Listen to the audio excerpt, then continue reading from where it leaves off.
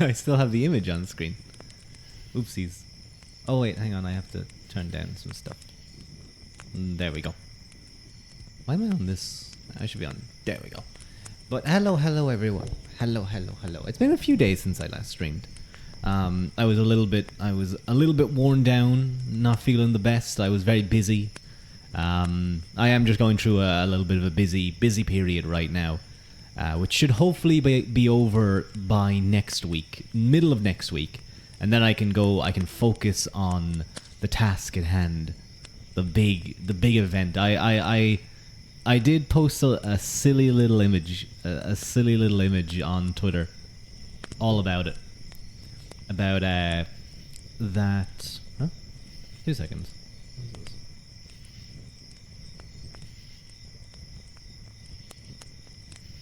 Oh, okay. Sorry. But I did post something on Twitter a little bit about that next on the 28th, as normal people would say it, but I'm Irish, so I say 28. We'll be seeing the reveal of my live 2D model. And I'm really looking forward to it. What I now need to do is I need to go and prepare a little PowerPoint slide with like all of the stuff and information. I'm gonna be honest, I probably should have had this done already, like ages ago, but I was both lazy and busy. And those are never two good things, because if you're busy, then you're tired. And if you're tired, then you don't want to do other stuff that's like takes a little bit of time. And then if you're lazy on top of that stuff's just never gonna get done. You're just gonna take every chance you can get to relax. But I will spend some time and some focus and energy on that, and hopefully it will all go well. I don't know what else I'm gonna do for that. I mean, I'll go through PowerPoint, reveal the model. Probably just showing off the model will take so long. But yeah, I am looking forward to it, and I'm actually going to remember the advice of Daya, like during my birthday stream, because he suggested pinning the tweet, so I'm gonna do that. Hang on, let me pin. How do I pin a tweet again? Oh yeah, I do this. Pin message manually unpin. Oh wait, no, hang on. That's kind of bad looking. I should probably say like no, you know what? Doesn't matter. Manually unpin after end of stream. There we go. That's fine. But yeah, it's been busy. I've kind of had to be working a lot. Oh my god, I had something happen to me today. I posted about it on Twitter, and I felt so embarrassed. So when I'm like doing things, and you know, I don't need to be talking to people, I'm usually listening to music. I'm not someone who listens to podcasts much. I might throw on the odd YouTube video or something, but usually it's music. And I love all old classic songs. If you've ever watched some of my karaoke streams, you know all too well, the type of music that I enjoy. A lot of it's like 60s and 50s rock and roll. But I also love, you know, I guess that is the 50s as well, but, you know, Fallout type music. Johnny Mercer has some great songs, you know. He's a guy who I don't think he's the guy who does it in Fallout, but, you know, you gotta accentuate the positive healing.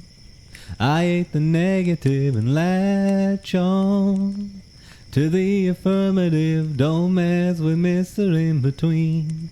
He's a guy that does that song. He also does Personality. I love all his voice is so lovely. I'd love to be able to emulate that voice. But I was listening to one of his songs today called "My Sugar Is So Refined." It goes something like "My sugar is so refined. She's one of them high class kind. She doesn't wear a hat. She wears a chapeau. She goes to see a cinema, but never a show." It's kind of slow and smooth. I And it's a nice song to work to because you kind of just bop your head along. You're like do do do do do do do do do do do do do. Evening bard. I'm not even playing D&D and I'm still being a bard. But yeah, so I was listening to this song while I was doing stuff, and I had some wireless headphones in. Not recently, but a good couple of months ago, I finally caved and got wireless headphones, and I don't know why I didn't do it earlier. They're so good, but I was like, oh, I have to go do something downstairs. I think there was some. I had to go downstairs and grab something. Anyway, something that got me a good bit away from my laptop. So I stood up, and sorry, we're going away from I'm not going to try and like do this lore wise. We're just going to talk about laptops. I stood up, left my desk, and walked away. And I started walking downstairs, and I walked a good bit. I noticed in my ear the music started cutting out. I was like, oh god, wait, yeah, hang on, that's connected.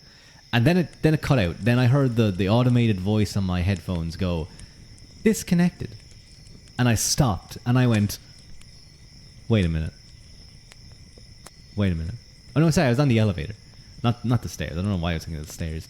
I was on the elevator, and I was going down, and that's when it disconnected. And I remember thinking to myself, oh dear God, I really hope the music doesn't start playing from my laptop. Because one, I don't know if that song would be still playing. I don't know if it could go on to another song. Because I know with phones, when their earphones disconnect, they'll automatically stop music. But I've come to learn that laptops don't do that. So, and usually I'm pretty good with not doing that. Not like having my earphones disconnect and music will blare. So I go and do the thing I need to, and I come back up. And I walk into the office. I don't know into the room. And I don't know what to expect. You know, there's a good amount of people. Not too many people. Thankfully, it wasn't a particularly busy day. But I walk in, and no one's really saying anything. No one said anything. So I'm like, okay, maybe I've got away with this. Maybe I'm okay. Maybe I'm all right. Maybe it does pause. I walk over. I sit down at my desk, and my laptop's still open. And that was probably my main mistake, because I didn't close my laptop. I would have been fine then. I sit down, I'm about to start play, and all I hear from behind me is one person just goes, my sugar is so refined. And I just go, and like loads of people in the around just start laughing, and I'm just like, oh no, what a terrible situation. What accent is that? This is an Irish accent. For I am an Irishman. I'm a member of the Fianna, who are an ancient band. But welcome in. Thank you very much for the first time chat. Lila Like. I like that name, Lila Like. I like the alliteration on it. And hello, Survivor. Welcome in. How are you guys doing? Well, yeah, I got bullied. I got bullied in work because my headphones. Thank you so much for the follow. Because my headphones cut out, and they could. I actually have that really quiet, don't I? Because my headphones cut out, and everyone got to hear the music I was listening to. I'm just glad it wasn't like Rapper's Delight or something, or like do you guys know the song "She's a Bad Mama Jamma"? Like, it was something that was kind of like smooth and slow, but like if it was like she's a bad mama jamma, just as fine as she can be. She's a bad mama jamma, just as fine as she can be. I probably would have just gotten very sad and even more embarrassed. It's a really good song. I would definitely recommend it. Do you smell rainbow or not? What? Oh! I understand what you're asking. I don't reveal too much information about myself. I allow people to wonder. I think that's the fun part of things. People can just like make up stuff. Make up stuff. No, wait, no. Don't make up stuff. Don't just make up things about me. I'm not like someone you can just make headcanons about. I mean, you can make headcanons about me. Go ahead. You know what? Fuck it. Do make up stuff. Just don't make up stuff about me and other people. Unless I, like, lean into it and we're both, like, happy with it. You're gonna make up stuff. Nice. Good job, Lila. Next week, I'm gonna call you up to the front of the stream and you're gonna share it with the class, Lila. No. I wouldn't do that. We're gonna pull up your AO3. You're gonna pull up we're gonna pull up your AO3 and we're gonna read your fanfic. We're gonna judge your fanfic. How original is it?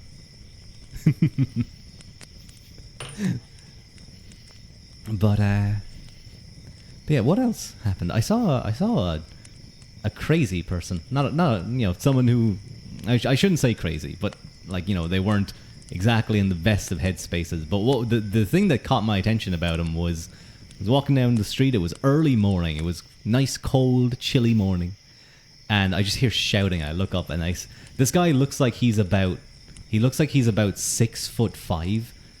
He's shouting in like Swedish or something, and I think, oh god, the Vikings have returned. The Vikings are back. They're invading Ireland once again. No, I think he was. I don't know what was going on, but I do hope someone helped him. Crazy. I was crazy once. They locked me in a room filled with rats. Oh no, shit! I forgot about the rubber room. The kings are back in town, not the IKEA language. I will say, when it's being shouted, it's quite intimidating. But that might have been because it was being shouted by a very large, very deep-voiced man. And he seemed possibly violent, so I gave him a wide berth as I enjoyed my croissant. It was a very tasty croissant, that one. So yeah, I had a somewhat eventful day, I suppose. I watched a Viking screaming, and I got bullied by my coworkers because they teased me about my music. But yeah, other than that, I had a lot of fun actually at my music lesson on Wednesday. We're learning the baritone part of a barbershop song, and it's so weird because it doesn't follow the melody at all. Most of it is actually just singing one note, which feels so weird. It's like, oh god, what's the steady note again? It's like, you literally just have to go da da da da da da da da as you sing the lyrics on the same note. You jump up once for like 2 notes, and then you drop back down. Oh, it's so like my body just wants to follow the melody. But once I learn, I guess getting over that feeling will be good. I don't know. Don't tell me what's scary. You're German. Hearing your dad scream is pure horror. German is quite the harsh language. I have to say. Sometimes I've listened to it spoken in ASMR and it has been nice and soft. But then other times it's like oh god, you're gonna make me do like things efficiently. I don't like that. Or German's gonna tell a joke, and I'm gonna be not amused because German humor is no laughing matter. The Vikings are back. Time to brush up on Anakin. Wait, what? That's a big word. Algonquin. Well, this is the so is that the language of the Algonquin, like, native group? Ah, of the Algonquin people. Ah, that's very cool.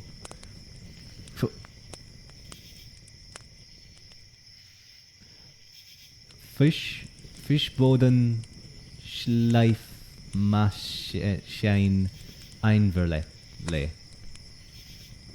Well, that's one thing I like about German, is when you guys want to make a new word, you just sandwich like 8 words together, and it's technically a word. What a unique, what a silly little language. There are folks that encountered the Vikings, as you call it. Yeah, there's stories that they did. Leif Erikson did reach America.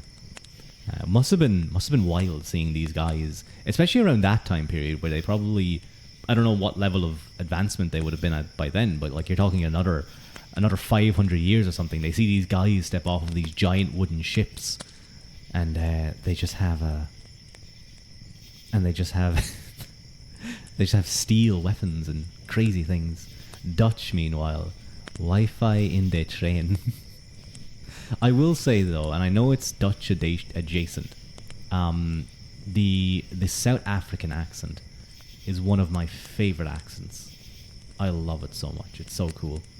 Though you're Choctaw and Cherokee descendant on maternal side. Ooh, very cool, very cool. I know an artist who's posted an image, a drawn art of himself. He says that it's pretty much him, and like it looks very native. Like I asked him before. I guess to me, native people are quite distinct because they have a certain complexion with very, at least stereotypically they have that straight black hair. But I think that's almost like ubiquitous among like I guess native phenotypes. Like phenotypically, they have the long straight hair, and their hair seems to be able to grow very long because I don't know.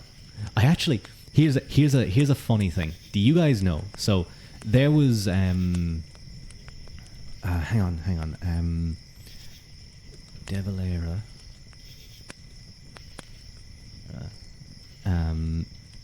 Indian chief. So one of your second generation immigrant from Holland, ironically enough. Oh, that's an interesting combination. That is a very interesting combination. Dutch is your friend. We love juiced. We love ugu. We love Young. I don't know what those words were. I hope they weren't bad words.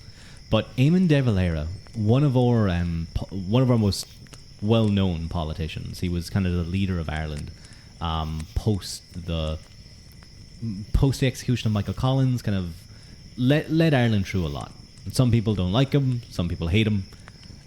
But he was actually made a tribal chief. Let me show you guys this fucking image. Let me show you this image. This is a real image.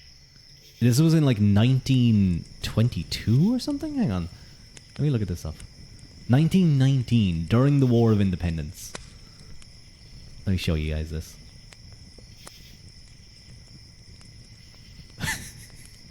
He was unironically made a... Where was it? He met with Lac Court Oriel Band of the Ojibwe... Okay, I'm gonna butcher the names, I'm gonna be honest. Ojibwe in Wisconsin. And in front of the 3,000 member tribe, he was made an honorary chief. It's really... I don't know why. It's such a weird image to me. It's such a strange thing to see. Like, to me, it's unironic. To put it into perspective, it would be like... Okay, I was about to say like an American politician from like 100 years ago being made an honorary chief, but I'm sure that has both happened and also would be kind of concerning knowing the American history with Native Americans. But anyway, moving away from this, it's a very funny image, and I find it very, very surreal to see. I just imagine him wearing it in the Irish political scene. Like, well, I'm a chief of another tribe, so shut up. I'm right. But okay. I'm actually going to move on to the book because I got distracted talking about Eamon de Valera being a chief. And I'm going to get on to the book reading. And this is actually quite a large chapter, this next chapter. So for those of you who have just joined, does Taoiseach mean chief? Taoiseach means... So basically, it is a bit of an odd word. Let me see what the literal translation is again. Literal translation.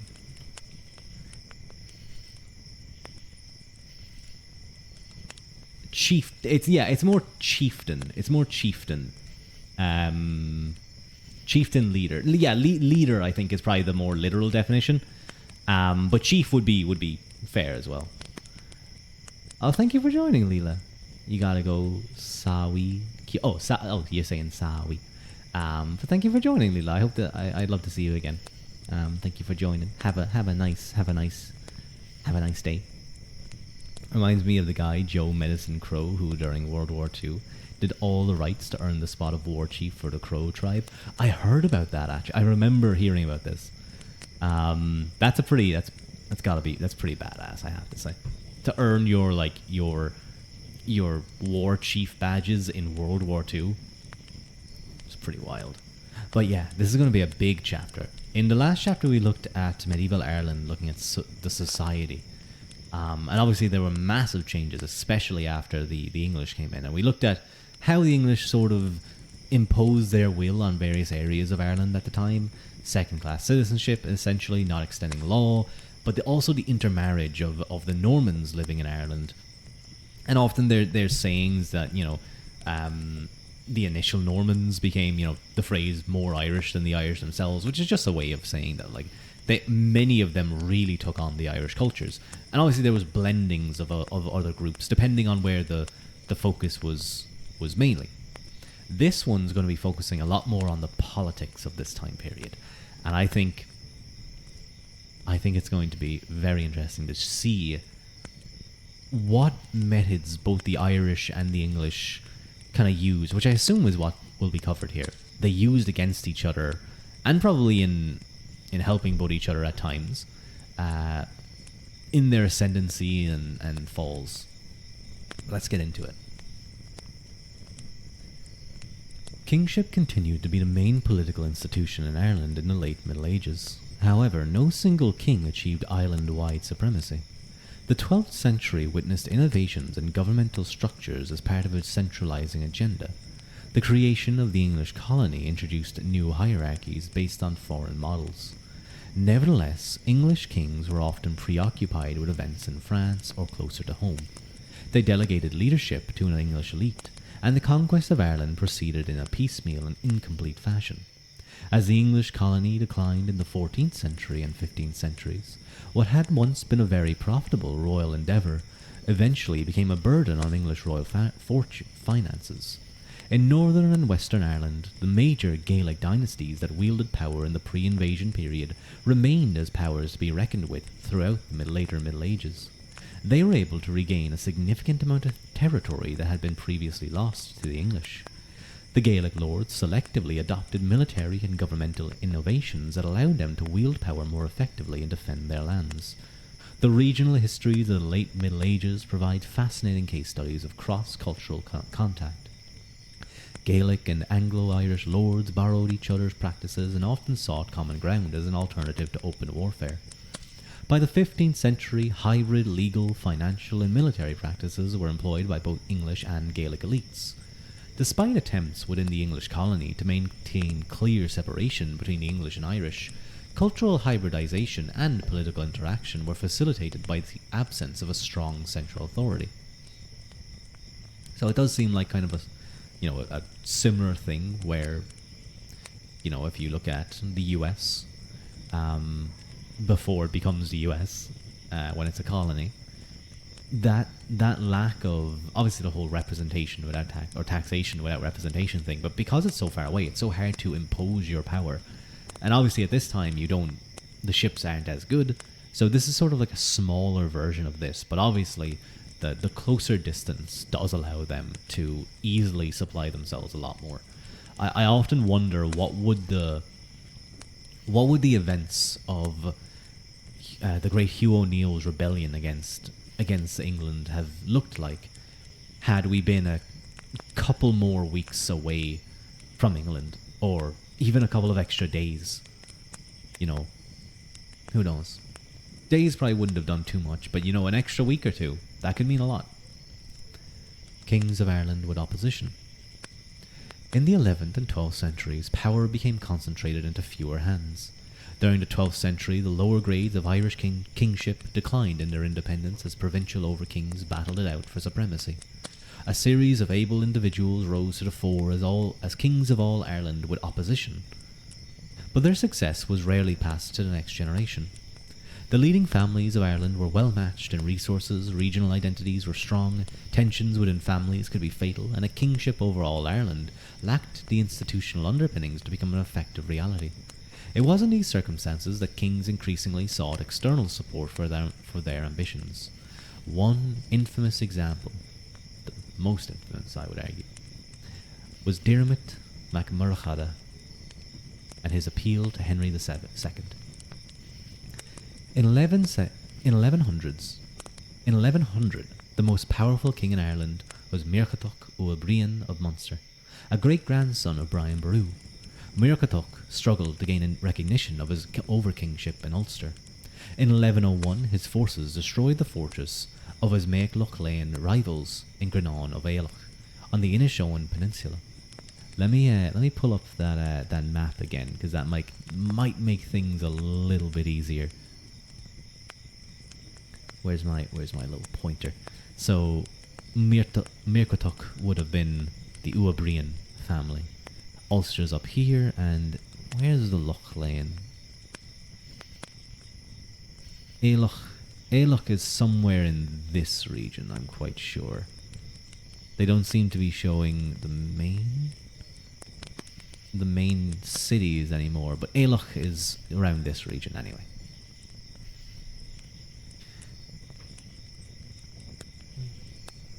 In the same year, Muirchertach presided over a synod at Cashel, where he promoted the movement for church reform that was gaining momentum in Northern Europe. Muirchertach was a king with wide-ranging external connections. He corresponded with Anselm, Archbishop of Canterbury, arranged 2 foreign marriages for his daughters, placed a nephew in charge of the Kingdom of Man in the Isles, and received the diplomatic gift of a camel from King Edgar of Scotland. Where did King Edgar get a camel? Hang on, how can he just be gifting away a camel? Might have seen a greater overall development, independent of England, Scotland, and mainland Europe, of the Irish culture with stronger isolation, though you imagine it'd be along the lines of Iceland. Yeah, Of course, it kind of depends on which direction. If we're closer to Spain, we'll probably be, we'll be dealing with Spain colonizing us. If we're further up by Iceland, we're going to be a lot colder and be a very different culture because of the different conditions. Well, maybe not, but it depends. But those are all things of what ifs. What if the Battle of Kinsale didn't go the way it did? Which is probably the biggest what if of all of Irish history, at least this time period. The medieval trade networks were very interconnected, thanks to the Norse in interesting ways. But yeah, the Norse were ironically, They raided, but they were also very good at trading. Very good trading. Don't ask them what they were trading, or well, actually do. They want to sell you many people. Muirchertach was also an enthusiastic patron of the arts and may have overseen the composition of the propaganda tracts Cogad Gaedal Regalib, The War of the Gaels and the Foreigners, and Lawer na Ceart, Book of Rights, which promoted the concept of a Ua Briain, Lord Kingship, over all Ireland. For the remainder of his reign, Muirchertach faced continuous opposition from the Mac Loch Lane and from within his own family. When Muirchertach fell ill in 1114, power was temporarily seized by his brother Diarmait. Tordelbach Ua Concrúthúr of Connacht took the opportunity to assert his own claim to supremacy by invading Munster in the following year. So I'm not too sure where the Loch Lanes are meant to be. Oh, here it is, Mac Loch Lane. This is the group we're looking at, and now it's talking about the Kingdom of Connacht. Or the provincial kingdom, I should say. Muirchertach resigned from power in 1118, and Tordelbach divided his kingdom between the Mac Cartig in the south, Desmond, and the Ua Briain in the north, Thomond. After Tordelbach Ua Crúthúr had quelled the power of the Ua Briain, he turned against the Mael Shocknail, king of Meath, forcing him to flee to Ulster. Tordelbach's celebration of the Onach Tailton, Assembly of Teltown, in Meath in 1120 was an assertion of high kingship that discomforted his former Mac Loch Lane allies. The death of Donal Mac Loch Lane in the following year provided an opportunity for Tordelbach to assert his claims. In 1124, a coalition of Meath, Munster, Osraig, Leinster formed against Tordelbach, but in 1127 he'd secured his supremacy over each of these rivals. Tordelbach displayed his authority not only through military campaigns and the construction of fortresses, but also through patronage of the church. Among other things, he acquired a fragment of the true cross from the Church of Roscommon and commissioned the magnificent Cross of Cong to enshrine it. This man got like a really good event in CK3. By 1133, Tordelbach's enemies were gaining in strength, and he was forced to make peace with the Ubrian. A few years later, Tordelbach turned against his own family, fearing that plans to replace him were afoot. He imprisoned his own son, Ruadh, and had another son, Ive, blinded. Tordelbach held on to power until 1150, when he finally recognised the supremacy of Muirchertach Mac Luc Lane. Although he was advancing in years, Tordelbach was not content to take a back seat in Irish politics, and in 1154 he won a naval victory over Mac Luc Lane's Hybridian mercenaries. Tordelbach was unable to follow up with a victory on land, and contented himself with undermining Mac Luc Lane's support in Southern Ireland. Why did every other duke and petty king somehow have a piece of the true cross, and no one went, This one was real, guys, trust me, this one's a real true cross. My guess is that the various but this was apparently from one of the monasteries, and one of the big monasteries. I forget which one it said. From the Church of Roscommon, which was a pretty important one. It's very possible that they had someone in Rome and they were gifted this to bring back. But it's also very possible that, some guy came along and was like, "Hey, do you want to buy this to fill a forest?"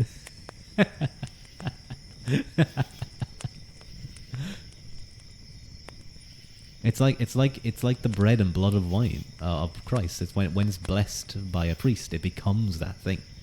Transubstantiation, but this time it's on a piece of wood, and that becomes a part of the true cross. When Tordelbach died in 1156, Muirchertach Mac Luc Lane took up the claim of high kingship. Muirchertach emulated previous kings in presiding over a synod, and this is a different Muirchertach. This is Muirchertach of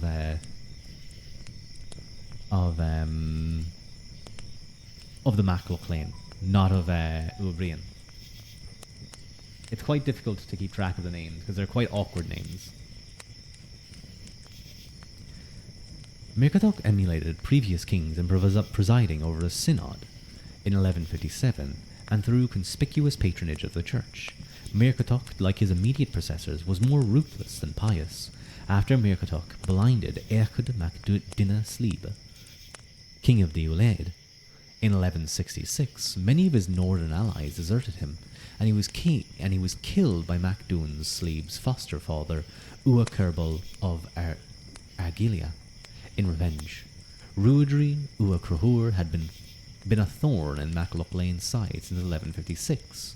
In 1160 and 61, he campaigned in Meath in southern Ireland, forging an alliance with Tirganon Ua Ruarc of Breffin. So, this is probably the best way to look at things. Look at the big names. So you have Connacht, Lagin. Some of them are a little bit difficult to know, like Osrig would have been this region down here. That's hard for you guys to know. Connacht, Breffin is here, or Briefna, I should say. Argiala.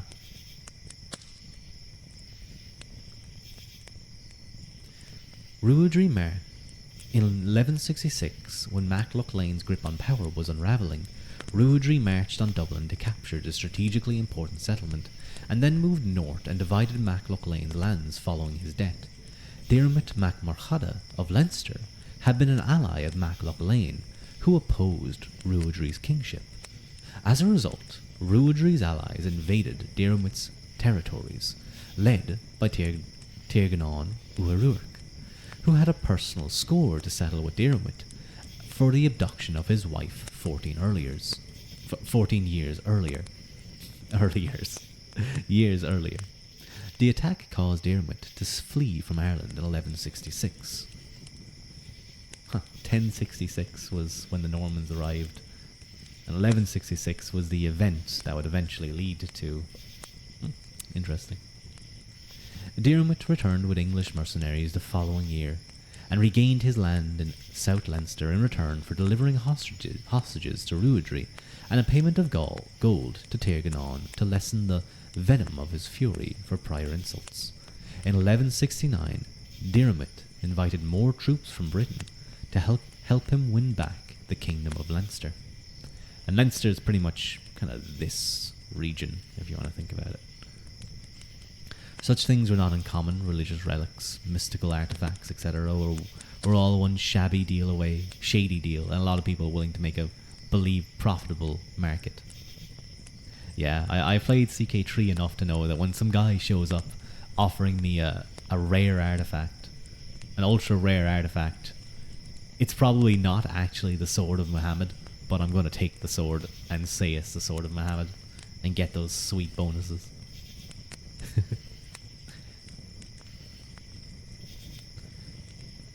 In 1170, buoyed up by further forces from Britain, he directly challenged Ruadh Uachtarúr by marching towards Tara in a bid to claim the overkingship of Ireland, and his forces plundered a strong of churches en route. Ruadh responded by killing the hostages Diarmait had previously granted him. It was a high price to pay for ambition, as the hostages included a son and a grandson of Diarmait. Ruadh would also outlive Diarmait and maintain his supremacy in Ireland until the arrival of Henry II. The English invasion. When Diarmait lost his throne in 1166, it may have seemed natural for him to appeal to a powerful neighbour with whom he had previously enjoyed positive relations. Henry II and Diarmait had shared common interests in the Irish sea trade, and common friends such as Robert Fitzhardinge in Bristol. Henry seemed to regard Diarmait as a safe leader for the strategically important Irish ports that faced England. When Muirchertach Mac Lane seized direct control of Dublin in 1154, this prompted Henry to consider invading Ireland to secure his concerns there. This plan found favour with the Church of Canterbury, which sought to bring Dublin within its jurisdiction. Nevertheless, the plan was temporarily shelved and Diarmait regained his position. In 1165, Henry hired a Dublin fleet for his Welsh campaigns. When Diarmait was chased from Ireland the following year, he travelled to Aquitaine and obtained Henry's permission to raise a mercenary force from among his subjects. Diarmait used his troops to regain control of Leinster, to formalise his alliance with Richard de Clare, also known as Strongbow, Lord of Strigoi, and Earl of Pembroke. Diarmait granted the hand of his daughter Aoife in 1170. It seemed unlikely the bride came with the promise of a kingdom, as Diarmait had 3 sons at the time, although one had been blinded by a political rival in 1169, and one would be killed later in 1170. Had Diarmait offered Strongbow succession to his kingship together with his daughter, he must have foreseen the imposition of foreign lordship over a large sway of Ireland. Transmarine alliances were not unprecedented. Nearly 70 years earlier, a Munster overking, Muirchertach O'Brien, had married his daughter to Arnulf de Montgomery, who held lands in southwest Wales and Yorkshire. When Strongbow overrode the claims of Diarmait's male relatives and became King of Leinster in 1171, Henry II came to subdue this over-mighty subject, and seize the Irish ports for himself. Henry's navy arrived at Waterford in October 1171. Strongbow tendered his submission and surrendered Dublin, Waterford and Wexford for Henry's personal use. Dublin was then granted to the loyal subjects of Bristol with an eye to developing the economic potential of Irish sea trade. Henry celebrated Christmas in Dublin, where lavish entertainment was offered to Irish kings who came to recognise his authority. One major player in Irish politics who refrained from this act was Ruadh Uachtarúr. Nevertheless, such a display of power by a mighty and charismatic foreign king must have caused grave concern to Ruadh. Henry's 6-month visit to Ireland had an indelible impact and concluded with a speculative grant of Meath to Hugh de Lacy. This grant brought the wealthiest lands of Ireland into English hands, and may have been intended as a check on the ambitions of Strongbow. A full conquest of Ireland, however, was not on Henry's agenda. In 1173 he was faced with a rebellion from his two eldest sons, supported by the King of France. Henry called on Strongbow to fight on his behalf in Normandy. The departure of English troops from Ireland prompted a Gaelic uprising against the English settlers in Leinster and Meath, whose presence was regarded as unwelcomed and unjust. A treaty was concluded between Henry and Ruadh, King of Connacht, at Windsor in 1175. It allowed Ruadh to hold his lands peacefully in return for obedience to the English king and a hefty annual tribute. Ruadh was also obliged to keep his own subjects loyal to the English king. The Treaty of Windsor raised the possibility that there could be two kings in Ireland, one English overking and one Gaelic subking, to divide the island between themselves. Nevertheless, the agreement may have been a short-term ploy by Henry to delay Ruadh from taking further military actions. Henry II's followers disregarded the terms immediately, and in 1177 Henry granted away the lands of Munster to his followers. The English conquest in Ireland would continue in a piecemeal and incomplete fashion, causing the island to remain politically segregated for the next 2 centuries. English royal involvement in Ireland was normally indirect and focused on fiscal exploitation to fund wars in Britain and the continent. The fact that Ireland remained divided may have initially suited English monarchs. It lessened the risk that overmighty subjects would control the island, contrary to their own interests. The incompleteness of the first stage of conquest was perhaps as much by design as through incompetence. The Lordship of Ireland. In 1177, Henry sought to make his youngest son John, King of Ireland. Henry may have intended the Irish colony to pass down the cadet line of the royal house as a separate kingdom. A crown was even arranged with the Pope, but the scheme was not put into effect because of debts of popes favourable to it. Instead, John was made Lord of Ireland. In 1185, Henry sent John to assume his lordship in person, but John's visit was troubled.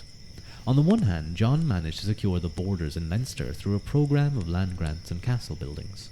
On the other hand, he was said to have insulted and alienated some Irish kings, and he fell out with Hugh de Lacy, the most powerful English magnate in the island.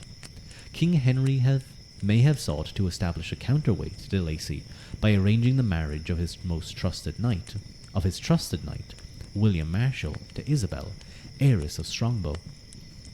This marriage took place with the support of the newly crowned Richard I in 1189. Another great power in Ireland, who caused concern to the English crown, was John de Courcy, an adventurer who had carved out lands in Ulster in 1177. De Courcy styled himself Princeps Ulidae, Prince of Ulster, and behaved in royal fashion, distributing lands, minting coin, and marrying the Manx princess, Africa, in 1180. In 1185, Henry appointed de Courcy Justiciar of Ireland to secure his loyalty. When Henry II died and John became King of England, he sought to bring down the great men who had established themselves in Ireland under his father. John's ascension to the kingship of England united the lordship of Ireland with the English crown. During his reign, English power continued to expand through speculative grants and exploitation of conflict between Irish rulers. John took an interest in fortifying strategic sites and ordered magnificent castles to be built at Limerick and Dublin. The loss of Normandy from English control in 1204 may have focused John's attention on the development of the royal administration in Dublin and the stimulation of the Irish economy. John introduced a mint and an exchequer. He also brought English common law to Ireland on his second visit to Ireland in 1210. John may have intended for there to be a single law for his English and Irish subjects. However, English magnates took care to exclude the Gaelic Irish from access to English royal courts. John's own dealings with Gaelic lords were not uniformly antagonistic. In 1210, Doncat Caprach, Uabrian, king of Thomond, formally submitted to John and was knighted.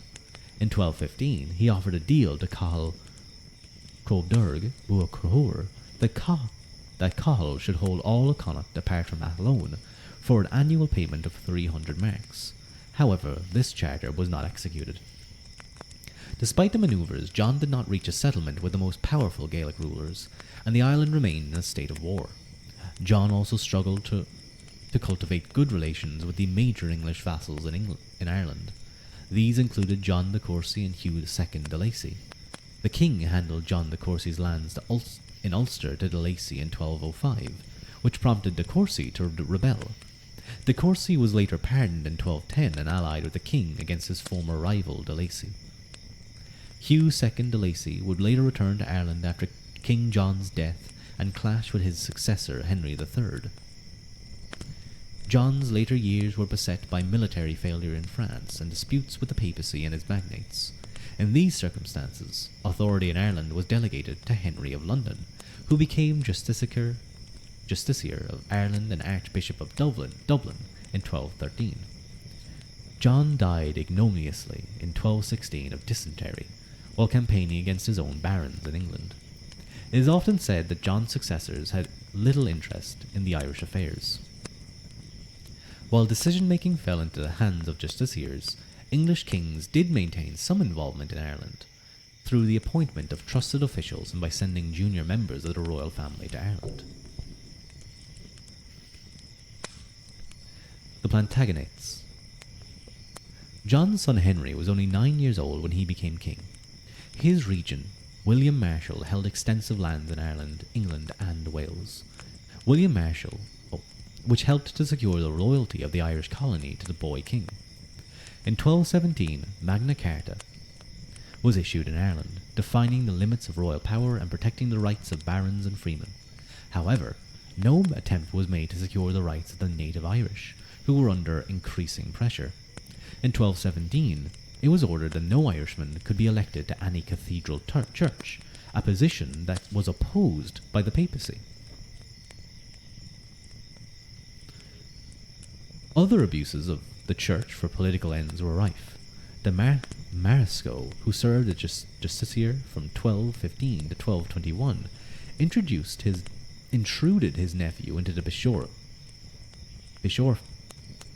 bishopric of Killaloe, County Clare, in 1216, without canonical election or papal provision, while William Marshal flouted threats of papal excommunication by appropriating lands from the bishopric of Ferns. The level of independence exercised by the English in Ireland could pose a threat to their king. Hugh II de Lacy of Ulster and Meath was in rebellion from Henry's accession until his earldom was restored in 1227. Henry also came into conflict with Richard Marshal, son of William. Henry III followed the tactics of his father, inciting troubling magnates against each other.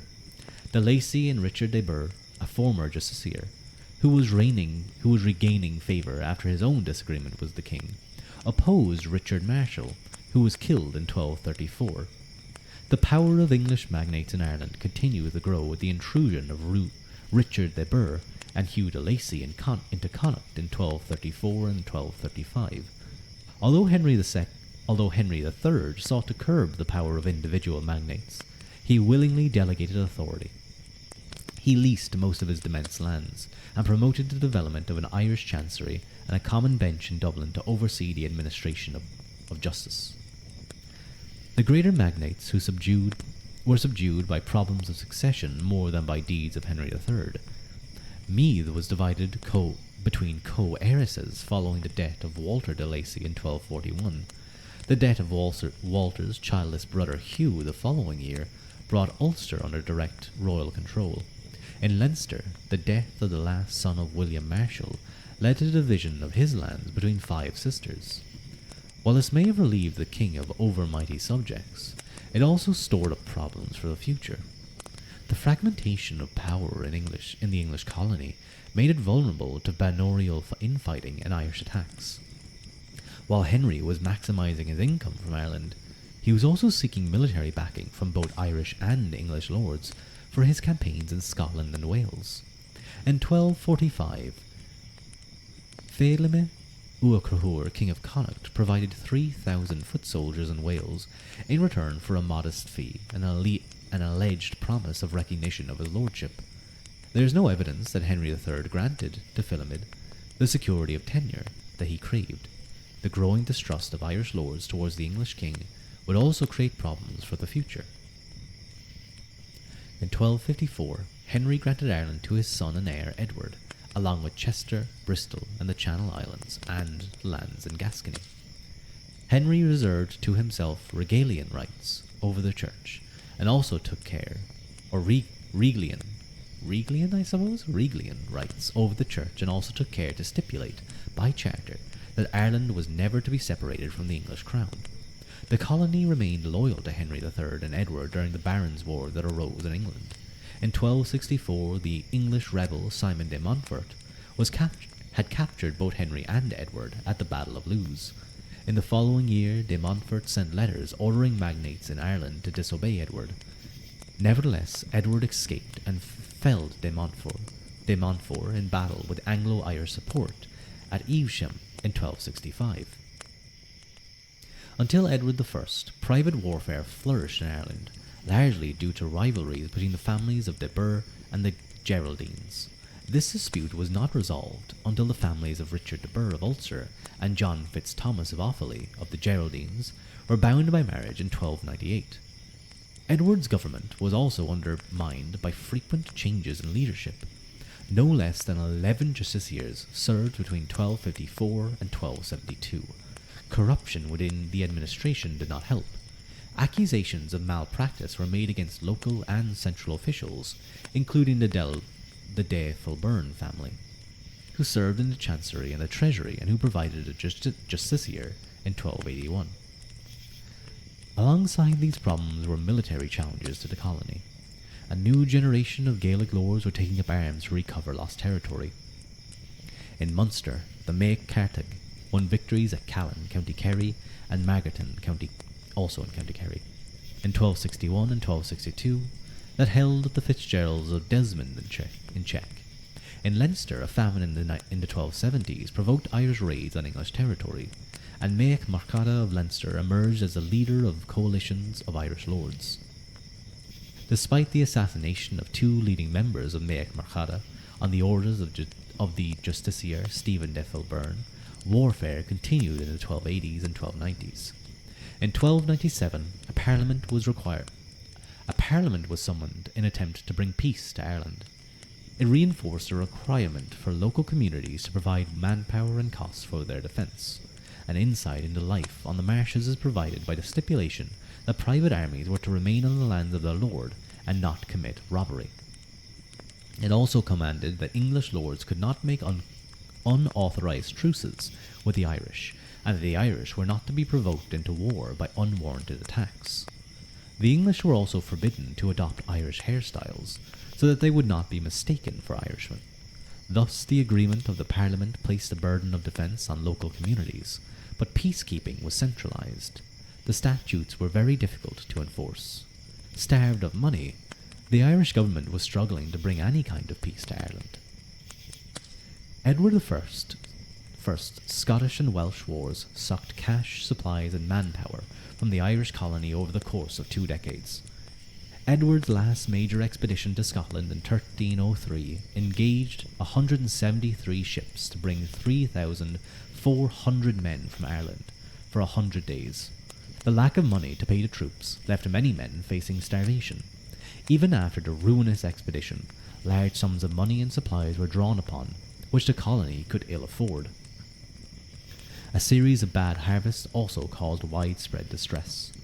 Edward II sought to improve conditions. In 1308, the royal favourite Piers Gaveston was sent to Ireland as justiciar. He enjoyed military success at Leinster, although any gains were of a temporary nature. In 1311, Edward II attempted to staunch the flow of money from Ireland by allowing the revenues of the colony to be maintained and spent there. Nevertheless, the ongoing wars in Scotland caused continual requisition of supplies. It appears that the English magnates were also embroiled in conflicts and corruption, which caused nearly as many problems to the colony as the Irish did, but Edward could not afford to step in and alienate potential supporters. Because the English lords, like many a medieval lord, were jackasses and absolutely got up to border wars.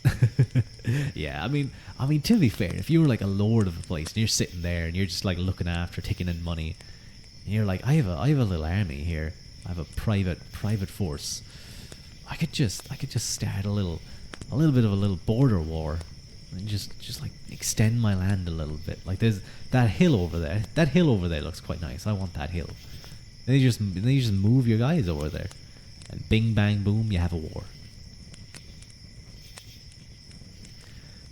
The war in Scotland spread to Ireland in May 1315, when Edward Bruce, brother of the Scottish king, arrived with 6,000 troops.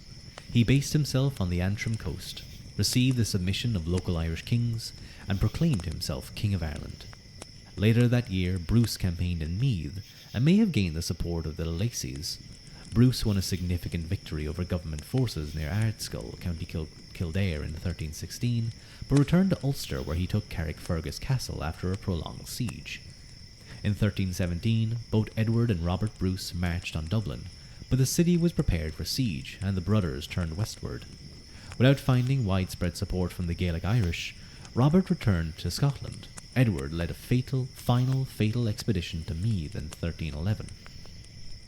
He was killed at Faughart, and his head was brought to Edward II by John de Berningham, who was granted the newly created earldom of Louth in return. Yeah, I read that name wrong. There was meant to be a G in there. Another leading magnate who had opposed the Bruce invasions was Roger Mortimer, Lord of Trim, and Wigmore. Lord of Trim and Wigmore, which is County Meath and Herefordshire. He was made Justiciar of Ireland in 1316 and again in 1319, and attempted with some success to restore orders within the colony. In 1321, Roger opposed Edward II over the favour he was granting to the Despencer faction in England. There's a lot of references to various things that I have not read about or really learned about. Like I'm vaguely aware of certain events, but many things are going over my head, I must say. It's making me interested to get into those things, see what happens, see what happened. Political disputes in England had a knock-on effect in Ireland, and the magnates aligned themselves into opposing groups. By 1327, Edward II was dead. Edward XI was in the minority, and Mortimer was the lover of Queen Isabella. Mortimer used his influence in Ireland, becoming Earl of March and overseeing the creation of earldoms for James Butler in Ormond and Geraldine Morris Fitzthomas in Desmond. The creation of the earldoms was not merely a quick fix for Mortimer to win favour in Ireland. It was part of a longer-term policy. The earldom of Kildare was created for John Fitzgerald in 1316, and the short-lived earldom of Louth was created for de Berningham in 1319. I'm actually going to get my bottle of water. I can feel my throat getting a little bit dry.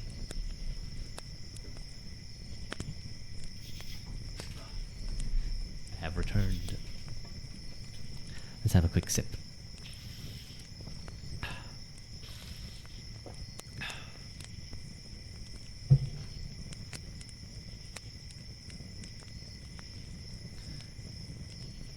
While the English colony lost ground in the west, the Dublin government focused its control on the densely populated heartlands of the colony. Power on the margins was delegated to greater magnates who could secure them.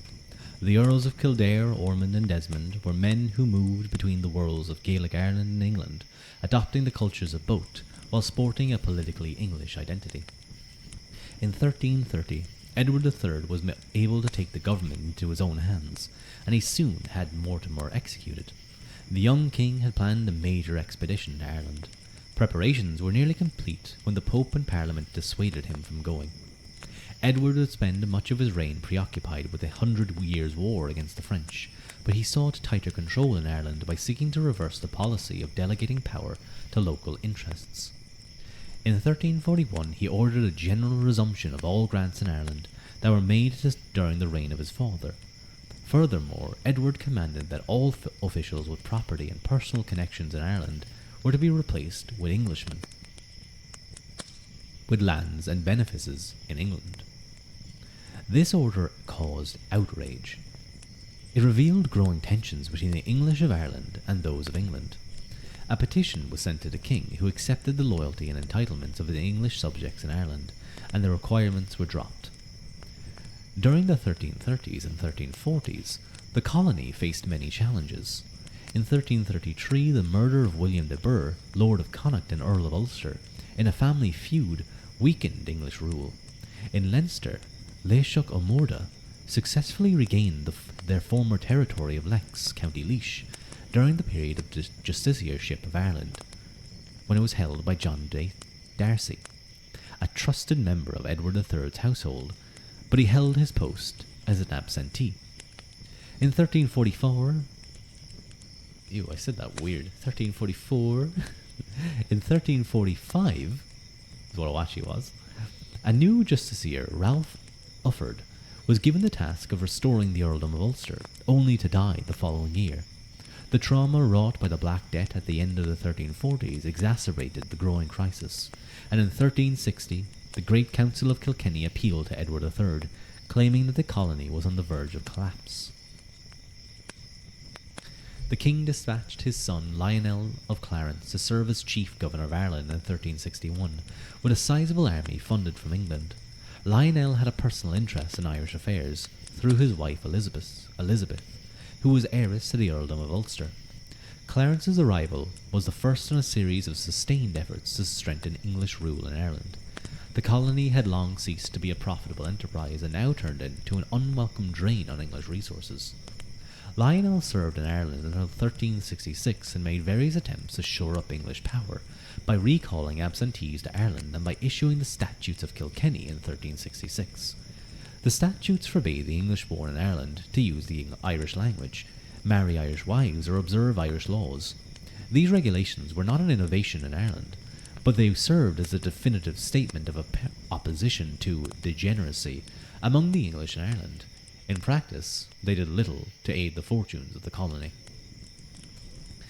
William of Windsor was appointed chief governor after the death of Clarence, but his economic and military demands on the Anglo-Irish magnates made him deeply unpopular.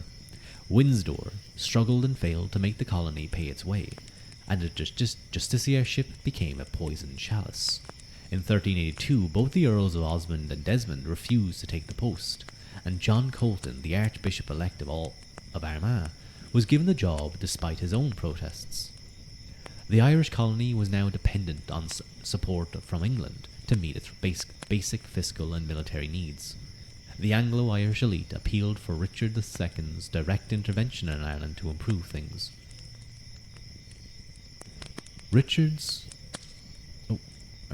Richard responded by visiting Ireland on 2 occasions after he had secured peace with France and when opposition to his reign in England seemed under control.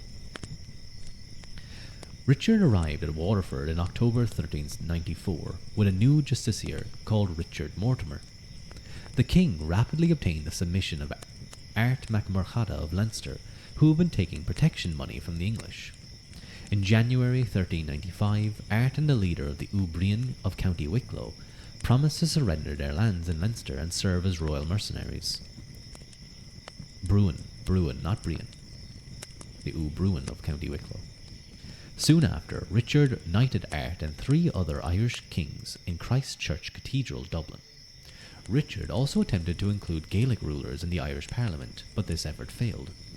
The English in Ireland had a vested interest in excluding their neighbours from power and were too mistrustful to admit them. The Gaelic Irish continued to suffer exclusion from English common law despite the statutes of 1330. Oh, this is getting into the houses of York and Lancaster. This is the kind of new chapter part.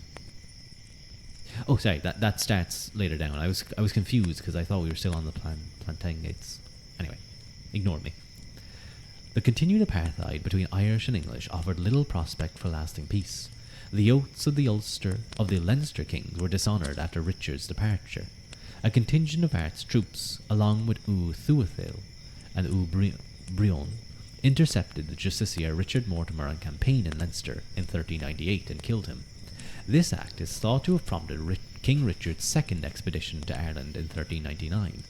On this occasion, Art withdrew into the Leinster Mountains and successfully conducted a guerrilla war against the English forces. The invasion of England of Henry Bolingbroke Duke of Lancaster and a rival claimant to the throne, forced Richard to withdraw back to England. He was toppled from power in England in the same year. Huh. I wonder what could have happened if he had been in England. If he didn't have to deal with that. Richard's gains in Ireland were of a temporary nature, a fact recognised by the contemporary chronicler Adam of Usk. Nevertheless, Richard's responsiveness to the requests of the Anglo-Irish won admiration and a degree of loyalty to the Yorkist cause. In 1399, the Dublin administration may have hoped that Richard would win back his crown.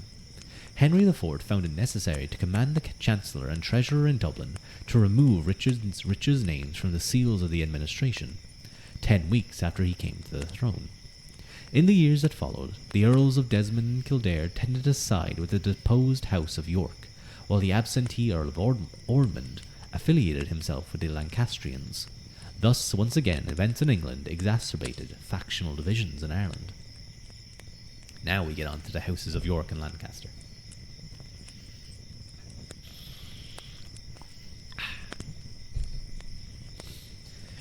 In the 15th century, English royal control in Ireland was limited to the East Midlands, North Leinster, and a string of coastal ports which travel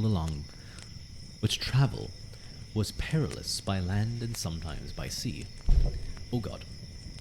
I thought I was about to knock over stuff. It's okay though. BRB, no worries, survivor. Where were we? Ah, yes. The earliest reference to the Pale, an area comprising Dublin, Meath, Louth and Kildare, was made in 1446 to 47. Work was undertaken in 1454 to secure these countries through the construction of fortresses and trenches along their borders, which physically manifested territorial divisions and the emergence of a siege mentality. These fortifications proved successful in securing strategic lands under English control and demarcating an area of strong English identity within Ireland. Beyond these 4 shires, government functions were delegated to local lords over whom English administration exercised little authority. Royal concerns about the failure of the English colony in Ireland worsened the position of the Gaelic Irish and the Anglo-Irish alike. Henry IV made provisions against labourers leaving Ireland and absentee landlords. In 1413, Henry V ordered the expulsion of all Irish from England, at the risk of losing goods and facing imprisonment. In 1422, it was commanded that every Irish-born student wishing to enter Oxford or Cambridge required a letter of recommendation from the Justiciar of Ireland. Expulsion orders were issued regularly during the reign of Henry VI, and those of Irish birth in England were subject to a poll tax on aliens in 1440 that prompted complaints from the government in England, or in Dublin. In 1442, the alien status of the Anglo-Irish was dropped, but local attempts were still made to levy the tax on them. These circumstances show the difficulties of the English in Ireland faced in being recognised as English in England. So I wonder how much they were, even with this kind of siege mentality, I wonder how much of the Gaelic culture had they taken on. The demographic facts of Ireland in the 15th century made it increasingly difficult to maintain the laws of segregation between the English and Irish. Licenses are granted to English landowners to allow them to take Gaelic tenants. Gaelic-named merchants were gaining growing influence in urban life, and more ecclesiastical benefices were passing to Irish clerics. There was also increasing records of Irish individuals acquiring charters of denisation, citizenship in the 15th century, so that they might be counted as English and enjoy their equal rights in the colony. While a degree of Anglicization was taking place among the Irish, the adoption of Gaelic customs was proceeding apace among the English in Ireland. Soon the English felt unease at the blurring of ethnic boundaries and feared the loyalties of Irish in their midst. These worries were reflected in a statute of 1431 that ordered the imprisonment of Irish spies who dwelt among the English. Attempts were made to limit Gaelic immigration and also to maintain physical distinctions between the Gaelic Irish and the Anglo-Irish, as men were required to shave their upper lip as a declaration of Englishness. Such regulations, which seemed fairly ridiculous with hindsight, show how problematic it could be to maintain difference. While the while the English in England saw little to distinguish Anglo-Irish and Gaelic Irish. Oh, sorry. While the English in England saw little to distinguish Anglo-Irish and Gaelic Irish, the Annals of Connacht from the year 1419 referred to a contingent of Gaelic and Anglo-Irish troops serving in France with Ormond as Eirnoch or Eirnoch or Irish. This common identity was, however, admittedly, only in a context outside of Ireland. The royal efforts to shore up the English colony in Ireland in the late 14th century made little headway. In a bid to restore the colony's fortunes, Henry IV appointed his own son, Thomas of Lancaster, as chief governor in Ireland in 1401, with a promise of 12,000 marks annually to support his work. The promise of funds was not realised, and Thomas left 2 years later. He returned in 1408 on a smaller but more secure income, and led a campaign in Leinster, but soon left to follow a military career in France. After a few years, John Talbot was made chief governor of Ireland. Talbot was chosen for his military prowess and his Irish connections. He had family in Malahide and a claim to the lordship of Wexford. He campaigned vigorously, but accumulated significant debts in Ireland. His belligerent personality also caused friction, not least with the 4th Earl of Ormond. By 1417, Talbot and Ormond were openly hostile, and Ormond's lands had been seized. In 1420, Ormond became chief governor, and in 1421 the Parliament petitioned the king, criticising Talbot's lieutenancy. Talbot then accused Ormond of treasonable activities in Ireland, while Ormond complained of persecution. Ormond's lieutenancy had its advantages from an English perspective. He was able to govern with minimal financial support, as he could draw upon extensive lands and connections within Ireland. The policy of employing Anglo-Irish earls as justiciars would recur in the 15th century, for it allowed the English crown to scale down its commitments in Ireland. Nevertheless, Ormond faced stiff opposition from Richard Talbot, brother of John, who had been appointed Archbishop of Dublin. In 1445, John Talbot was reappointed, but the feud with Ormond was ended soon after by the marriage of Talbot's son to Ormond's daughter. The Talbot-Ormond feud highlighted the differences of remote government, as local interests could outweigh royal directives, and the distance made it harder for the kings to quell factional rivals. The high-status appointment of Richard, Duke of York, as Justiciar of Ireland followed in 1447. Richard was heir to the childless king Henry VI. He was welcomed by many in the colony who hoped for recovery after years of feuding and decline. Richard had a personal interest in Ireland. He had inherited a claim to the lands in Ulster and Connacht from Lionel of Clarence, and lands in Trim and Lex through his uncle Edmund Mortimer. They have so many connections between each other. Richard enjoyed some success in Leinster, and in 1449 he was able to bring the northern potentate Henry O'Neill into formal submission. Excuse me.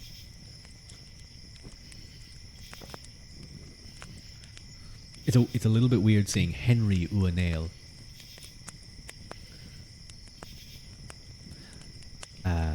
Like Henry with an English name next to a very well-known Irish dynasty. Lack of funds would frustrate Richard's further efforts in Ireland, and he was drawn into political events in England with the build-up to the Wars of the Roses. In 1452, the 5th Earl of Ormond, a loyal supporter of Henry VI, was appointed as justiciar, which caused frictions with the Earls of Desmond and Kildare. Then, in 1459, Richard fled to Ireland to escape the Lancastrians. At this point, many in the Irish colony made a brave assertion of loyalty to the Yorkist cause. Richard's lands in England were forfeit, but the Irish Parliament confirmed Richard in office and claimed it was not bound to English decisions, being corporate unto itself. In theory, English statutes were binding, but they required publication in Ireland, and until they were published, they could not be enforced. The Irish colony proved to be strategically significant as a Yorkist base. Henry VI tried to outmaneuver the Anglo-Irish by trying and failing to win Gaelic lords to his side. Richard of York crossed to England in 1460 and died in conflict, but a large and bloody battle fought at Towton in the following year secured the succession of his son, Edward the Fourth. As the tables turned, the defeated Lancastrians now tried to use Ireland as a base for their interests, counting on the loyalty of the Earl of Ormond. His party, however, was defeated by the Earl of Desmond at Piltown, County Kilkenny in 1462. The Yorkist party in Ireland was rewarded for its loyalty, and the justiciarship of Ireland was regularly held by the Earls of Kildare until the 16th century. Their long tenure in government allowed the Kildares to build up their power and recover lands on the northern march of Leinster. Their influence was sufficient that the restoration of Lancastrian Henry Tudor to the English throne in 1485 did not bring an immediate end to the Kildare fortunes. The 8th Earl, Gerald More, took the dangerous risk of backing Lambert Simnel, a Yorkist pretender who was crowned Edward VI in Christchurch Cathedral in 1487. Kildare provided a large force of Gaelic kerne for the invasion of England, but the Yorkist army was roundly defeated at Stoke by Newark. Henry VII deemed it necessary to retain Kildare as a strong magnate on the Irish marches, and he was pardoned. That's mad. Imagine having such influence or power. At least, they probably don't want to destroy this, because if they get them into their good graces, it's a lot of power you can now wield.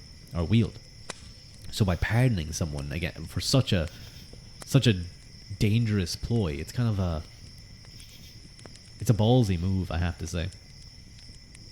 Kildare was later implicated in the activities of another Yorkist pretender, and now we see why you probably don't do that. Perkin Warbeck, who landed at Cork in 1491. The Warbeck crisis coincided with the revival of a feud between the factions of Kildare and Ormond. Henry VII sought to promote Ormond as a counterweight to Kildare. Kildare outwardly cooperated with the king in his appointment of Sir Edward Poynings as justiciar to overhaul the Dublin government. Kildare was suspected of treason, but proved too big to fail as a bastion of Anglo-Irish authority in Ireland. After Warbeck's siege of Waterford failed, the pretender fled to Scotland. A marriage was arranged between Elizabeth St. John, first cousin to Henry VII, and the Earl of Kildare to tie him to the Tudor cause. The marriage alliances of Gerald Fitzgerald, the 8th Earl of Kildare, are instructive in demonstrating how Kildare played in the various fields of English, Gaelic, and Anglo-Irish politics. His sisters and daughters married into the Gaelic families of Unail and Mac Catharig Riabach. Other daughters married the Anglo-Irish Earls of Ormond, Sir Piers Butler of Polestown and Christopher Fleming, Baron of Slane, as well as the Gaelicised Finn Ulach de Burr at Clanrickard. A poet likened Kildare to an Irish overking. It is notable that his court had the officers and trappings of both English and Gaelic cultures. Is that the right page? Did I skip a page? No. Did I? No. As Justiciar of Ireland, Edward Poyning's mission was to restore English authority. In a parliament convened at Drogheda in 1494-95, a series of acts were passed. These included the resumption of royal grants made in Ireland since 1327, and the requirement for prior royal consent to hold a parliament or submit legislation to it. This prevented any reruns of events in 1460 when Parliament claimed to be corporate unto itself. Poyning's law marked the new determination of the Tudor monarchy to bring Ireland under tighter control. The partial conquest of Ireland by the English and the refusal to admit equal rights to Gaelic subjects doomed Ireland to instability. The creation of the Pale at the end of the Middle Ages was an attempt to secure a border within which royal control could be exercised directly. Beyond the Pale, the great Earls of Kildare, Desmond and Ormond were to protect Anglo-Irish interests with minimal crown intervention. This policy proved to be dangerous as Ireland became a base for rivals to the English throne. In the 16th century, Ireland became more important to the English crown as its continental possessions waned and the northern European economy boomed. Ireland would again become a field for English colonisation and expansion. kingship of Gaelic Ireland. The idea of a Gaelic kingship of all Ireland was never lost on bardic poets throughout the Middle Ages, who continually harkened back to this ideal. In 1175, the Treaty of Windsor had offered the prospect of a Gaelic monarchy under the Ub Crahur of Connacht. However, English expansion into Connacht in 1230s made this increasingly unlikely. In the 1250s, there was a brief attempt to revive a high kingship of Ireland, as both Félime Ua Crahur of Connacht and Taig O'Brien of Munster recognised Brian O'Neill of Tyrone as King of Ireland. Despite his aspirations, Brian O'Neill faced opposition closer to home, from the Maech Loch Lane and within his own dynasty. He was killed in 1260 during an attack on the English in Ulster, and his head was sent to Henry III in London. Brian's supporters in Connacht then had little option but to accept English overlordship.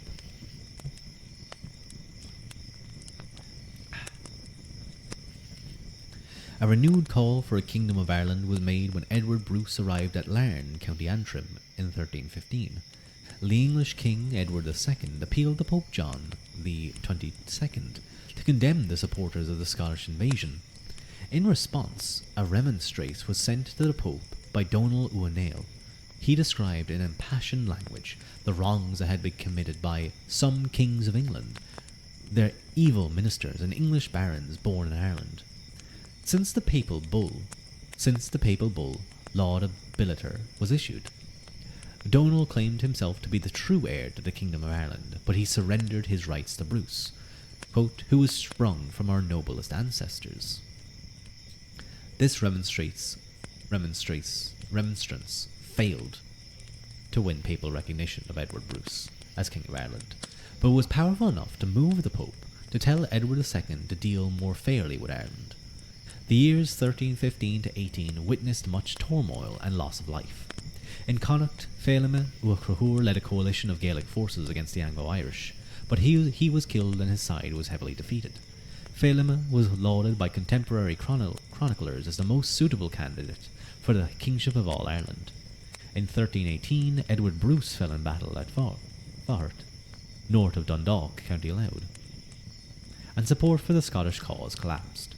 Although the ideal of a Gaelic kingship was all Ireland had wide-ranging appeal as a poetic ideal, there was rarely consensus as to whom that king should be. Provincial loyalties in Ireland remained strong. In 1403, the Annals of Ulster praised Niall Og O'Neill as a man, quote, who would take the kingship of Ireland. Nevertheless, the contemporary Welsh patriot Owain Glyndŵr had no success in attempting to call the Gaelic Irish together against the English. Gaelic leaders had greater success in reviving ancient ideas of provincial overkingship than Maech Marchada, that the Maech Marchada continued to assert in Leinster and the Ua Crahur claimed in Connacht. The libel of English Police, which was composed around 1437, expressed the fear that so much land now lay in the hands of the wild Irish that they might raise a king of their own against the English. Alarm may have been raised by the expeditions of the northern potentate Owen O'Neill.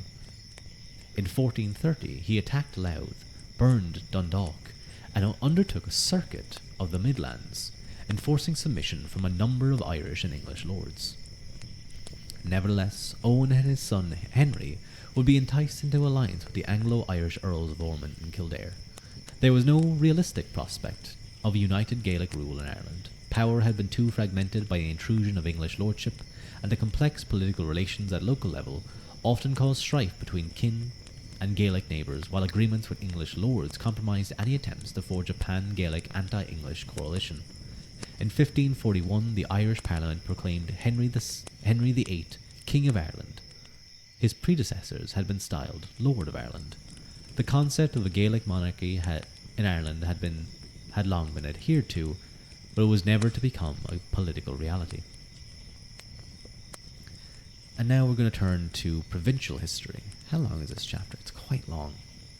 278. How long have I been streaming? Probably do another hour. That should hopefully get us through.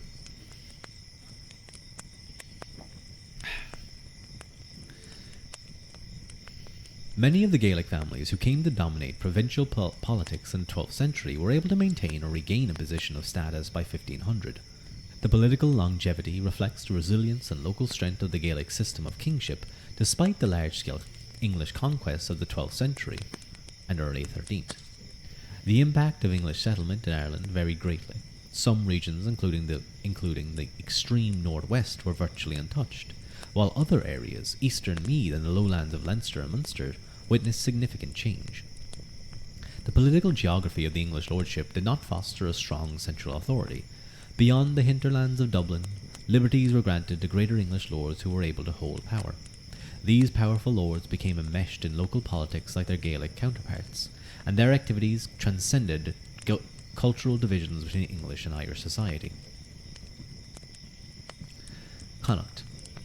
In the 11th century, the two major dynasties of Connacht were the Uachtarúr, who held the provincial overkingship, and the Ruadh, who contested it. In the 12th century, kings of Uachtarúr consolidated their hold on the province and advanced their ambitions to be kings of all Ireland. The reign of Tuair Dilbeach Uachtarúr, 1104 to 56, brought significant investment in building projects and churches in Connacht. A new bridge and castle were built at the strategic river crossing at Athlone during the 1120s, which aided and protected communication between Connacht and the other provinces of Ireland. Tuair Dilbeach also founded a fort at the mouth of the River Gallup that would develop into the successful port of Galway.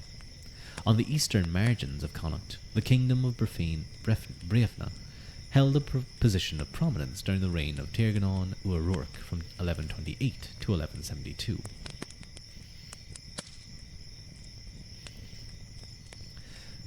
Tirganon avoided conflict with Tuair Dilbeach by focusing his ambitions on eastward expansion into Meath. Tuair Dilbeach's son, Ruadh Uachtarúr and Tirganon Uaruach, refused to submit to Henry II of England at his winter palace in Dublin, 1171. Uaruach was treacherously killed by Hugh de Lacy in 1172, but Ruadh continued to oppose foreign colonisation in Leinster, Meath and Munster. In 1175, Henry II agreed to secure Ruadh's control over Gaelic Ireland at the Treaty of Windsor, but the English king showed little inclination to rein in the territorial ambitions of the colonists. The last years of Ruadh's reign were marred by the rivalry of his descendants, and he was forced to retire from power to the monastery of Cong. The divisions among Ruadh's progeny were exploited by the English colonists. Cathal Crobderg rose to power in 1189 with English support, and he held his lands through submission to King John. On Cathal's death in 1224, the rapprochement with English royal authority broke down. The province was granted to Richard de Burgh, accepting 5 cantreds of strategic land in and around County Roscommon that could remain in the hands of native kings. I don't know what a cantred is. I think, cantred, isn't that that's like a region. Like, it's not like a specific size of land, it's just a region. Despite efforts to maintain good relations with the English kings during the reign of Philime Uachtarúr, the Uachtarúr lands were further eroded by grants to English royal favourites. Phileme's son, Aedh, followed a policy of military opposition, fighting successfully against Walter de Burgh, Earl of Ulster and Lord of Connacht. Aedh's death in 1274 left the Uachtarúr dynasty in disarray and unable to build on his military success. The Bruce invasion caused further dissension in the early 14th century. One contender for the Connacht kingship, Philime, supported Richard de Burgh against the invaders. Another contender, Ruadh, fought on their behalf. After Philime had deposed of Ruadh, he changed sides, but fell in battle against the forces of Richard de Birmingham at Athenry in 1316. The conflict exacted a heavy toll on Philime's vassals and allies. Divisions within the Uachtarúr continued, but this did not stop Gaelic lords in Connacht from successfully wresting lands from English control. One group that rose in prominence in this period was the Uachtaigh, which seized the Butler lordship of Omagh. English power in Connacht suffered after the assassination of the De Burgh Earl of Ulster in 1333, which left a young daughter as heir. The English lords themselves were deeply divided, and rival lineages of De Burgh contested for influence over the family's lands in Connacht. These wars hastened the collapse of English royal control in Connacht. By the late 14th century, the borough of Roscommon was abandoned, and the immense lands of De Burgh were taken over by Gaelic families and minor branches of De Burgh. Uachtarúr were irrecoverably divided in 1384 between a red and brown faction, each backed by rival lineages of the MacWilliams, who were Gaelicized descendants of De Burgh. During the 15th century, these families of Upper and Lower MacWilliams, based respectively in County Galway and County Mayo, dominated Connacht, and the ancient title of provincial king gradually fell into disuse. The great distance of Connacht from Dublin meant that the English government wielded little authority there. The English lords of the area eventually went native, as little benefit could be obtained from maintaining links with the English crown. Ulster and the North. The northwest of Ireland also remained beyond the ranges of English royal government for much of the Middle Ages. The Northern Unail had long been dominant in this region, and the ambitions of Cineál Noan to extend their power across Ireland had been thwarted in the 11th century by the rise of the Munster overking Brian Boru and his descendants, as well as internal rivalries between the Unail, based south of the Sperrin Mountains, and Clan Donal, based to the north. In the 12th century, the Mac Lochlainn dynasty of Inishowen Peninsula rose to prominence. Their king, Muirchertach, came to dominate Ireland for a decade after 1156. After Muirchertach's demise, the kingship of Cineál Noan divided power between Muirchertach's son Niall and a rival claimant, Aidh Uanail. For the remainder of the Middle Ages, the Mac Lochlainn clung onto a much reduced power base in the Inishowen Peninsula. East of the River Bann lay the historic kingdom of Ulster. Its two main families were descended from Dal Fiatach, namely Mac Duan Sliba and Mac Aengusa. Succession disputes within Dal Fiatach and Cineál Noan in the 12th century provided the ideal circumstances for English intervention. In January 1177, John de Courcy seized Dal Fiatach lands with a band of 22 knights and about 300 other followers. De Courcy cemented his position by building castles at Carrickfergus, County Antrim, and Dundrum, County Down, and through patronage of the church, thus winning approval of leading Irish clerics in the region. De Courcy also manipulated existing rivalries and worked some Irish kings against each other. Worked with Irish kings against others. De Courcy eventually fell from power not because of Gaelic resistance, but because of the hostility of the de Lacy family and King John. In 1205, Hugh II de Lacy received Ulster as an earldom from the king, although he too would fall from royal favour 5 years later. By 1200, power west of the Bann had been secured by Aidh Mac Éadha Uanail of Cineál Noan. After King John's visited Ireland in 1210, he ordered an assault on the unconquered lands of the north after the direction of John Grey, Bishop of Norwich. Castles were built at the direction of John Grey. Castles were built at various locations, but any gains were short-lived. Aidh entered into an agreement with the English crown, and colonial settlement in Ulster remained restricted to coastal areas. It would, ironically enough, later become the most colonised area. Later, the De Burgh conquest of Connacht in 1236 would threaten the southwestern borders of Unail influence. In 1263, King Henry made Walter de Burgh Lord of Connacht and Earl of Ulster. Walter's son Richard sought to extend his lands to the west, and built a castle at Northburg, County Donegal, on the shores of Lough Foyle. Ulster would become closely involved with affairs in Scotland. In the early 13th century, grants of land along the east coast were given to Scottish Earls of Atholl and Carrick and the Lord of Galloway.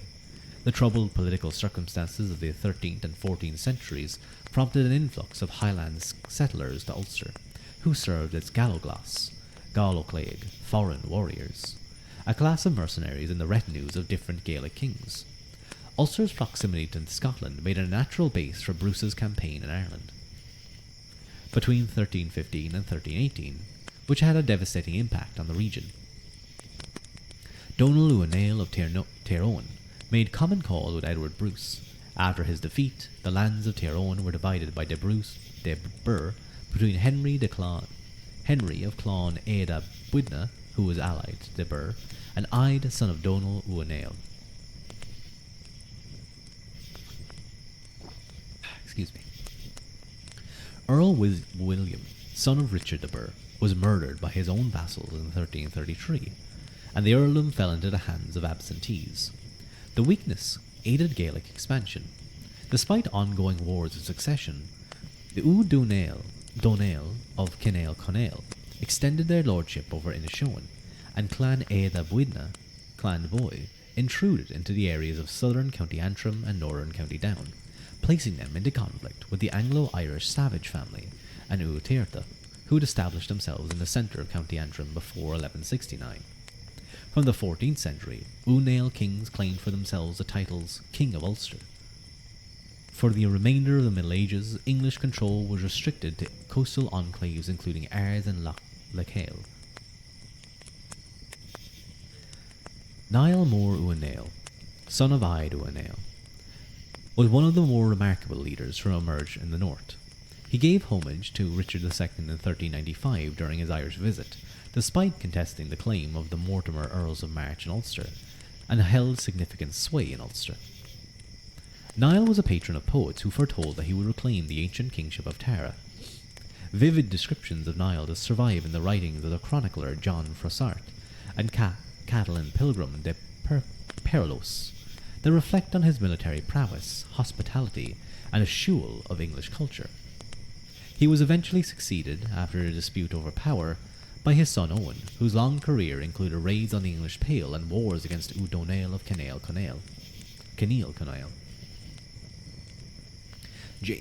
Excuse me. James Butler, the White Earl of Ormond, negotiated a series of treaties between Owen and the English government, cementing an alliance through the marriage of his niece to Owen's son Henry. It was Henry, okay, I see. It's a Gaelicized version of it. Henry. Maybe it's meant to be Henri. I don't think so, though. It was Henry who would meet Richard, Duke of York and Earl of Ulster, when he arrived in Ireland in 1449 and rendered his submission.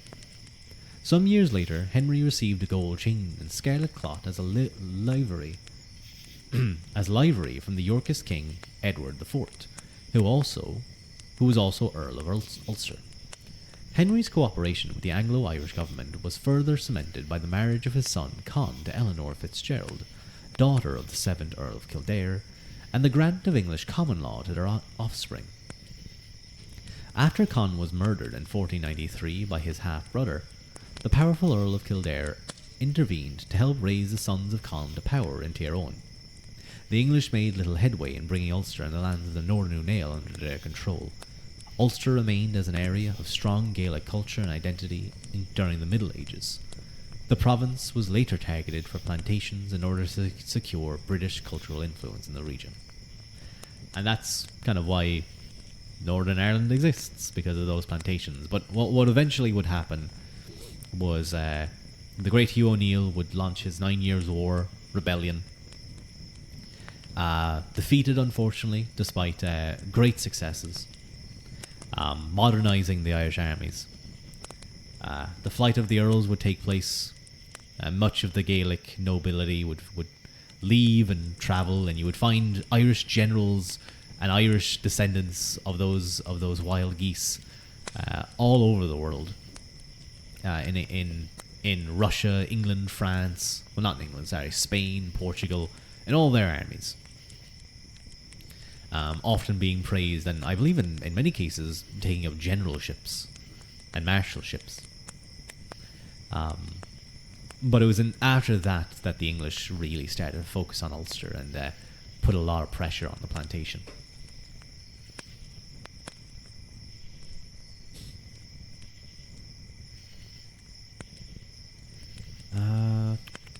Where were we? How many pages do I have left? 1, 2, 3, 4, 5, 6, 7, 9, 10, 11, 15, 15. Oh god, that's a lot. I kind of need to be in bed soon. Okay, what I'm going to do is I'm going to I might have to finish this on a second stream. I know this was a longer chapter than usual. So, let me see. I'll read for another little bit and then I'll probably finish it off next stream. Munster. In 1100, Munster was home to the most powerful king of Ireland, Muirchertach O'Brien. But by the end of the century, much of the province was brought under English control. Gaelic rulers were able to regain some influence in the province by the 15th century, but Munster was the seat of two families of English earls, the Ormonds and the Desmonds, who were important players in Anglo-Irish government and society. After the demise of Muirchertach, over-king of Munster, the province was divided between the dynasties of Meath, Cartig and O'Brien. Initially, the two families cooperated in a bid to offset the growing powers of the kings of Connacht, but the province failed to reunite in the long term. Both the Lord of Meath, Cartig and O'Brien submitted to Henry II in 1171, but within a few years Henry granted some of their lands to his followers. Following speculative grants that were made by King John in 1185. The eruption of succession disputes among the O'Brien of Thomond in 1194 and among the Meath Cartig of Desmond in 1206 compromised any attempts to resist English intrusion. As a result, the fertile regions of Munster were rapidly colonised. In southern Munster, only the mountainous areas of southwest remained free from English control. In northern Munster, Gaelic power was hemmed in north and west of the Shannon. The English colonisation was accompanied by rapid development of the agrarian economy and the southern coastal ports, from where the produce of their hinterlands was exported. A number of colonial families benefited from the rich pickings in Munster. Thomas Fitzmaurice, ancestor of the Anglo-Irish House of Desmond, a cadet branch of the Geraldines of Leinster. Thomas's eldest brother Gerald founded the House of Kildare, obtained lands in western Limerick and married an Irish woman, Scythe. Their son John extended the family's territories through marriage to the heiress Marjorie Fitzanthony, obtaining a royal grant of the lands of Desies and Desmond. Another prominent settler was Theobald Walter, butler to John, Lord of Ireland, and ancestors of the butlers of Ormond. In 1185, Theobald received a speculative grant of 5.5 cantreds in North Munster south of the Shannon. In the Gaelic areas of North Munster, Doncad, son of Donal Mór O'Brien, followed a policy of cooperation with the English crown. He was knighted by King John, but only held the lands of Munster north of the Shannon for which he paid rent. The further erosion of O'Brien's power through land grants made by Henry III prompted a war against the crown from 1257 that met with little success. In 1276, King Edward granted Thomond to Thomas de Clare. De Clare initially allied with the kings of Thomond, Brian O'Brien, against his rival kinsman Tordelbach. However, relations soon soured and Brian was brutally executed in 1277. Tordelbach then entered an agreement with de Clare to hold Thomond apart from Bunratty, from which he paid a yearly rent until his death in 1306. Warfare then ensued between the colonists as de Clare and de Burgh, whose power was based in Connacht, backed rival O'Brien candidates for the land of Thomond. The conflict culminated in the defeat and death of Richard de Clare at the hands of Muirchertach, son of Tordelbach O'Brien, at the Battle of Dysart O'Dea in 1317. The powers of the de Clare ended in 1321 with the death of Thomas de Clare, and most of Thomond was taken from English control. In southern Munster, political changes were also taking place. Donal Got Mac Cartig founded a new lordship of Mac Cartig, Reabuck, on lands taken from Matgamna in 1232. His son Fingon Mac Cartig became a son of Desmond a king of Desmond in 1260. Fingon proceeded to destroy a string of English castles and won a decisive battle against the colonists at Callan in 1261. After the battles, areas of West Cork and South Kerry came under Mac Cartig rule. The minority of the Desmond Geraldines between 1298 and 1314 helped the Mac Cartig consolidate their position. As the English colony in Munster contracted and power became more focused in the hands of two Anglo-Irish families, the Fitzgeralds, Earl of Desmond, who held non-contiguous swaths of territory in Kerry, Limerick, Cork and Waterford, and the Butlers, or Earls of Ormond, who had a much more compact lordship in Tipperary and Kilkenny. The career of Maurice, first Earl of Desmond, was marked by feuds with various Anglo-Irish families. His activities earned Crown disapproval, especially when he made common cause with Brian Bawn O'Brien, King of Thomond. After a brief imprisonment, Maurice turned against Brian Bawn, but he continued to flout English royal government, ironically becoming justiciar in the final year of his life, 1355. Maurice's son and eventual successor, Gerald, cultivated good relations with his Mac Carthaig neighbours. He suffered military defeat at the hands of the O'Brien of Thomond in 1370, but forged an alliance with them by 1388. Although the Earl of Desmond tended to look westward, Gerald's marriage into the powerful Ormond family should have secured good relations with his English neighbours. Nevertheless, a violent feud erupted between the families in 1380s and 1390s. The Butlers of Ormond were key players in Ireland during the late 14th and early 15th centuries. They compensated for the loss of lands in Munster by acquiring properties in Leinster, including Kilkenny Castle in 1393. As their power shifted eastward, the Butler lands in County Tipperary fell under the control of cadet branches. James, the third Earl, was a fluent speaker of the Irish language and helped to negotiate submissions for Richard II when he visited Ireland in 1394-95. He was followed by James, the fourth or White Earl, who served on military expeditions to France and made frequent visits to England. Although the White Earl had a keen interest in English affairs, his patronage of Gaelic culture is witnessed in the Book of the White Earl and the praise poetry of Taig Og O'Hugan.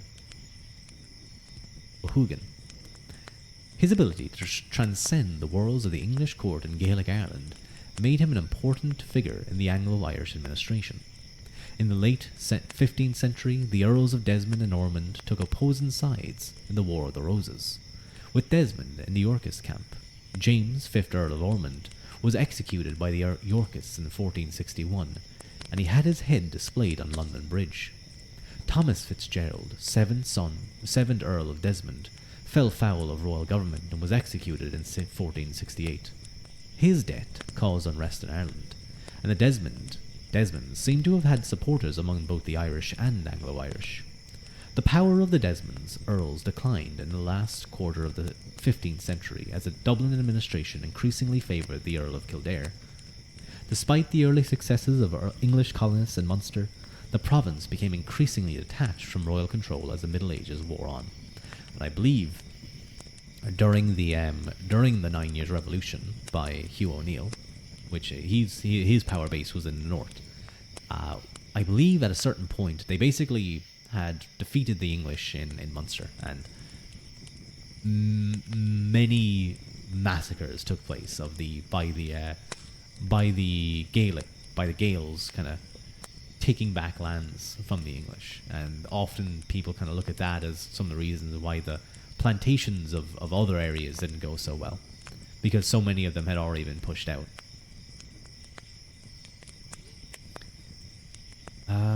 I might leave the rest of that chapter for the next stream, which is usually not something that I do, but my throat is getting a little bit sore now. I guess I've been reading for a good bit. And all of the awkward names and stuff. A lot of dates and a lot of names and a lot of people to keep track of. So I wouldn't be surprised if it was a little bit difficult.